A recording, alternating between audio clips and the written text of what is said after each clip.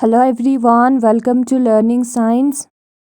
आज का हमारा टॉपिक है कोफिशिएंट ऑफ म्यूचुअल इंडक्शन या म्यूचुअल इंडक्टेंस। तो सबसे पहले जो है हम एक सर्किट को कंसिडर करते हैं, ठीक है, जिसमें कॉइल होगा और उसमें की केबी होगी और बैटरी भी कनेक्टेड होगा।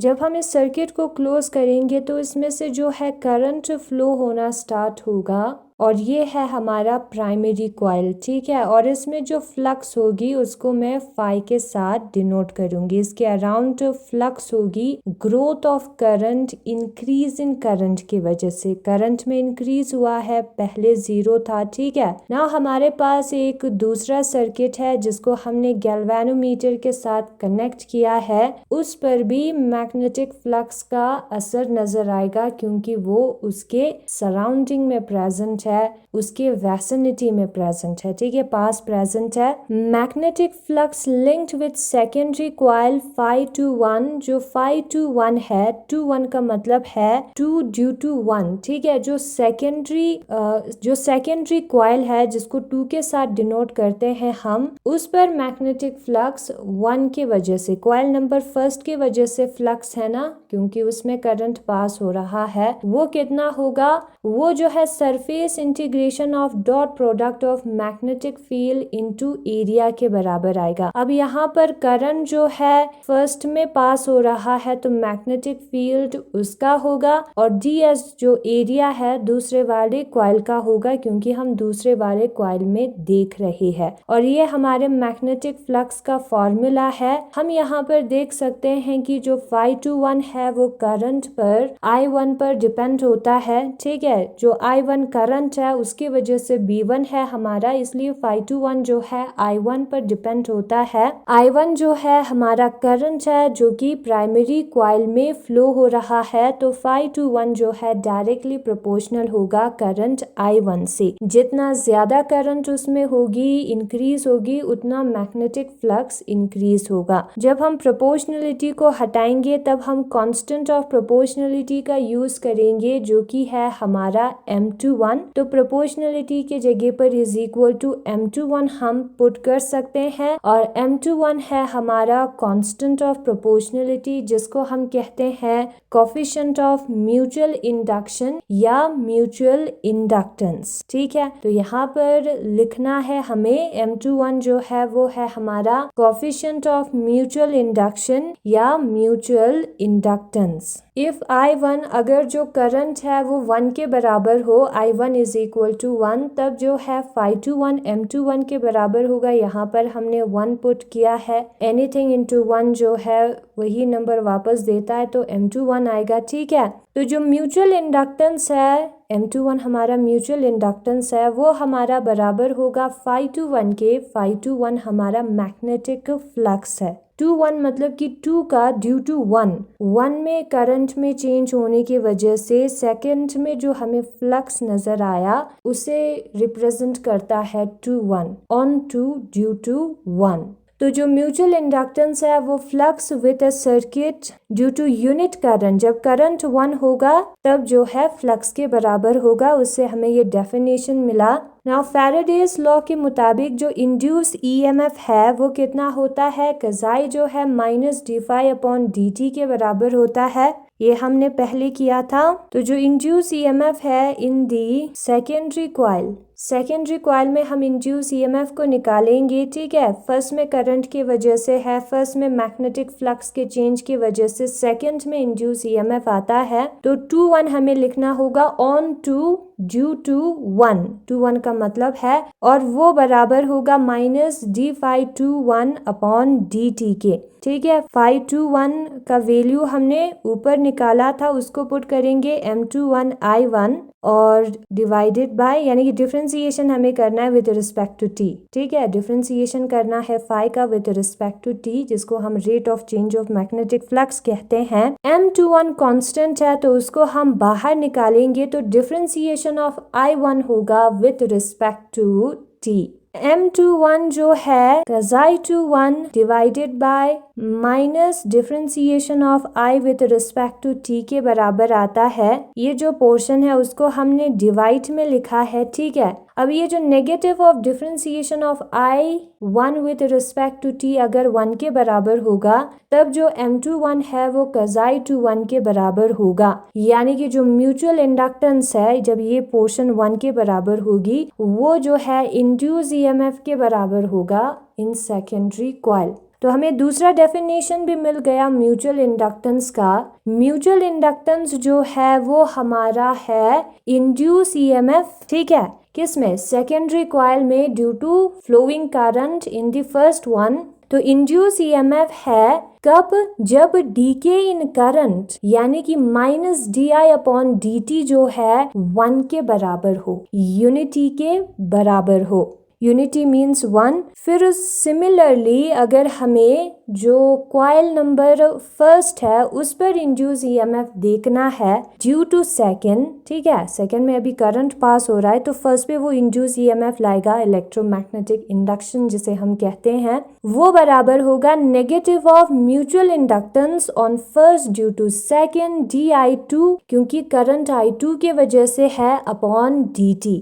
अब ये जो M12 और M21 है वो दोनों इक्वल होता है। जो म्यूचुअल इंडक्टेंस होगा कॉइल नंबर फर्स्ट पे ड्यू टू सेकेंड और जो म्यूचुअल इंडक्टेंस होगा सेकेंड पे ड्यू टू फर्स्ट, दोनों का वैल्यू इक्वल आएगा। जो म्यूचुअल इंडक्टेंस है उसका SI यूनिट क्या होता है? हेनरी होता है, जिसको हम H के साथ डिनोट करते हैं। बुक में दिया है कोफिशिएंट ऑफ म्यूचुअल इंडक्शन या mutual inductance. Suppose current through a primary coil P at any instant is I1 as shown in figure. हम सपोज करते हैं कि हमारे पास एक प्राइमरी कॉइल है जो कि P है, उसमें से करंट I1 पास हो रहा है। The current in the primary coil will produce magnetic field B1 around it। अब ये जो प्राइमरी कॉइल में करंट है वो B1 मैग्नेटिक फील्ड प्रोड्यूस करता है उसके अराउंड, ठीक है। Due to this magnetic field, इस मैग्नेटिक फील्ड के वजह से जो मैग्नेटिक फ्लक्स होता है